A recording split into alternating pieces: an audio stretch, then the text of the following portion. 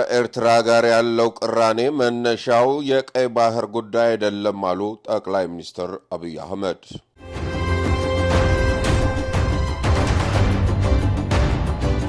የኢትዮጵያ አየር መንገድ ባለፉት 6 ወራት ውስጥ ብቻ 8.5 ሚሊዮን መንገደኞችን አጓጉዟል ተባለ።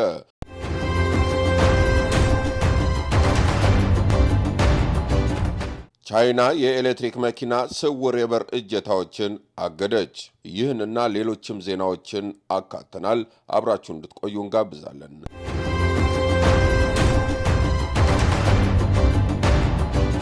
ወደ ዝርዝር ዜናዎች እናመራለን። ከዜናዎቹ ጋር ፈጠነ ጌታው። ከኤርትራ ጋር ያለው ቅራኔ መነሻ የቀይ ባህር ጉዳይ አይደለም አሉ ጠቅላይ ሚኒስትር አብይ አህመድ። ጠቅላይ ሚኒስትር ዶክተር አብይ አህመድ በሕዝብ ተወካዮች ምክር ቤት 10ኛ መደበኛ ስብሰባ ላይ ተገኝተው በሰጡት ማብራሪያ በኢትዮጵያና በኤርትራ መካከል ስላለው ወቅታዊ ውጥረት አዳዲስ መረጃዎችን ይፋ አድርገዋል። ጠቅላይ ሚኒስትሩ እንደሚሉት በሁለቱ ሀገራት መካከል ያለው አለመግባባት ብዙዎች እንደሚገምቱት ኢትዮጵያ ባነሳችው የቀይ ባህር የወደብ ጥያቄ ምክንያት የመጣ አይደለም። ይልቁንም ችግሩ የተጠነሰሰው በሰሜን ኢትዮጵያው ጦርነት ወቅት እንደነበር ገልጸዋል። በጦርነቱ ወቅት የኤርትራ ጦር በአድዋና በአዲግራት ከተሞች ፋብሪካዎችን ሲዘርፍና ንጹሃንን ሲያጎሳቁል እንደነበር ጠቅላይ ሚኒስትሩ ለፓርላማው ተናግረዋል። በወቅቱ የኢትዮጵያ መንግስት በሁለቱ ግንባር ከህወሓትና ከኤርትራ ጦር ጋር መዋጋት ስላልፈለገ ነገሮችን በሰላም ለመፍታት ጥረት ማድረጉን ገልጸዋል። የቀድሞ ምክትል ጠቅላይ ሚኒስትር አቶ ደመቀ መኮንንና አቶ ገንዱ አንዳርጋቸው ችግሩን ለመፍታት ወደ አስመራ ተልከው እንደነበር ቢጠቀስም ድርድሩ ግን ፍሬ አላፈራም። ጠቅላይ ሚኒስትሩ አክለውም የፕሪቶሪያው የሰላም ስምምነት ከተፈረመ በኋላ በሁለቱ ሀገራት መካከል ያለው ግንኙነት ይበልጥ እየሻከረ መምጣቱን ጠቁመዋል። ይህም የሆነው ኤርትራ በስምምነቱ ደስተኛ አለመሆኗን በሚያሳዩ ምልክቶች እንደሆነ የፖለቲካ ተንታኞች ሲገልጹ ቆይተዋል። በአሁኑ ወቅት በሁለቱ ሀገራት ድንበር አካባቢ ያለው ወታደራዊ እንቅስቃሴ ስጋት እየፈጠረ ቢሆንም ጠቅላይ ሚኒስትሩ አሁንም ችግሮችን በንግግር ለመፍታት ፍላጎት እንዳለ አመላክተዋል።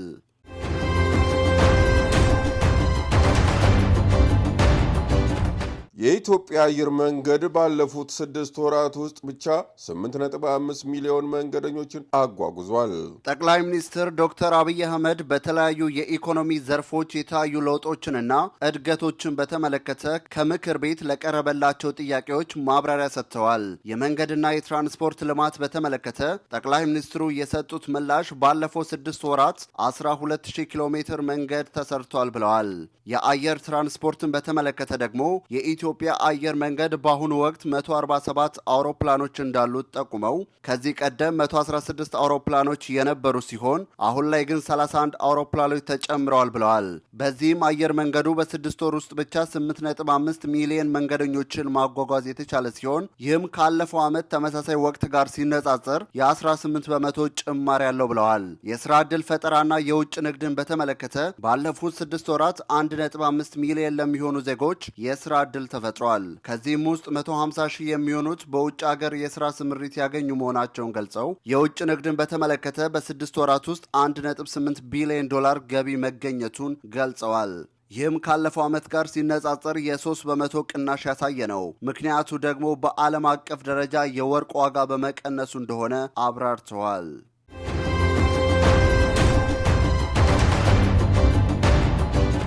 ቻይና የኤሌክትሪክ መኪና ስውር የበር እጀታዎችን አገደች። ቻይና ከመጪው የፈረንጆች ጥር 1 2027 ጀምሮ ስውር የኤሌክትሪክ መኪና የበር እጀታዎች ላይ ሙሉ በሙሉ እገዳ መጣሏ ተዘገበ።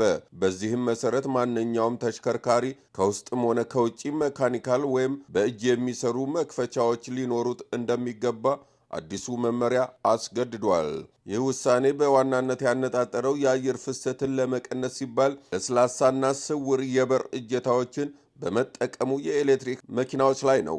ውሳኔው የመጣው ከቅርብ ጊዜ ወዲህ በደረሱ አሰቃቂ የመኪና አደጋዎች ወቅት በተለይም በቅርቡ በደረሰ የጂዋይሚ የእሳት አደጋ ወቅት በሮች አልከፈት ብለው ለሰው ሕይወት ማለፍ ምክንያት መሆናቸውን ተከትሎ ለተነሳው የደህንነት ስጋት ምላሽ ለመስጠት ነው ተብሏል። አዲሱ ሕግ የጊዜ ገደብ ከቀድሞ ፍቃድ ያገኙ የመኪና ሞዴሎች ለውጡ ተግባራዊ ለማድረግ የ2 ዓመት የችሮታ ጊዜ ይሰጣቸዋል ተብሏል። የውጭ መቆለፊያዎች፣ የመኪና የውስጥ በር እጀታዎች በቋሚነት የሚታዩና ግልጽ ምልክት ያላቸው መሆን እንዳለባቸውም ተነግሯል። እንደ ቴስላና BYD ያሉ ግዙፍ ኩባንያዎች ለቻይና ገበያ ሲሉ ዲዛይናቸውን ለመቀየር ይገደዳሉ። ይህም በዓለም አቀፍ ደረጃ በሚያመርቷቸው ሞዴሎች ላይ ተጽዕኖ ሊኖረው ይችላልም ተብሏል። የዘርፉ ተንታኞች እንደሚሉት ይህ እርምጃ ቻይና በኤሌክትሪክ መኪና ኢንዱስትሪው ላይ የበላይነት በመጠቀም የዓለምን የደህንነት መስፈርት ለመወሰን ያላትን ጉልበት ያሳየችበት ነው ተብሏል። ይህም በአውሮፓና በሌሎች ሀገራት የመኪና ዲዛይን ላይ ትልቅ ተጽዕኖ እንደሚኖረው ይጠበቃል።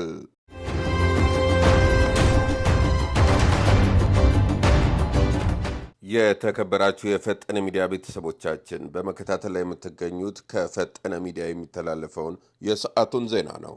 ሩሲያ ዓለም አቀፍ ግጭት እንደማትፈልግ የሀገሪቱ ከፍተኛ ባለስልጣን ሜድቬድ ተናገሩ። የክሬምሊን ከፍተኛ የጸጥታ ባለስልጣን ዲሚትሪ ሜድቬድ ሰኞ ዕለት ለህትመት በበቃው አስተያየታቸው ላይ እንደተናገሩት ዓለም በጣም አደገኛ እየሆነች ነው፣ ነገር ግን ሩሲያ ዓለም አቀፋዊ ግጭት እንዲፈጠር አትፈልግም ብለዋል። እንደ አውሮፓውያን አቆጣጠር በ2022 የሩሲያ የዩክሬን ወረራ በምዕራቡ ዓለም እና በሞስኮ መካከል ከቀዝቃዛው ጦርነት በኋላ ትልቁን ግጭት አስነስተዋል። ፕሬዚዳንት ዶናልድ ትራምፕ ልዑካን ከሩሲያና ዩክሬን ጋር ጦርነት ለማቆም ለመደራደር እየሞከሩ ነው። የሩሲያ የጸጥታው ምክር ቤት ምክትል ሊቀመንበር ሆነው የሚያገለግሉት ሜድቬድ የዘመኑ ፖለቲከኞች የሩሲያ ባለስልጣናት ትራምፕን አድንቀው ከዋሽንግተን ጋር ግንኙነት መጀመራቸው የሚያበረታታ ነው ብለዋል።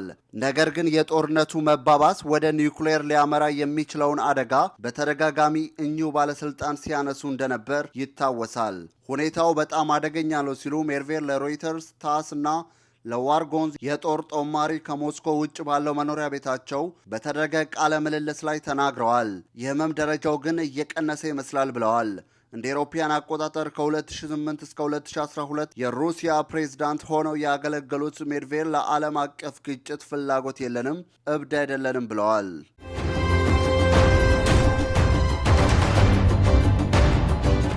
የተከበራችሁ የፈጠነ ሚዲያ ቤተሰቦቻችን ለሰዓቱ ያዝናቸው ዜናዎች እነኚህ ነበሩ። በሌላ ዜናዎች እስከምንገናኝ መልካም ጊዜ ይሁንላችሁ። በያላችሁበት የፈጠነ ሚዲያን ላይክ፣ ሼር፣ ሰብስክራይብ በማድረግ ቤተሰብ ይሁኑ። ጤና ይስጥልን።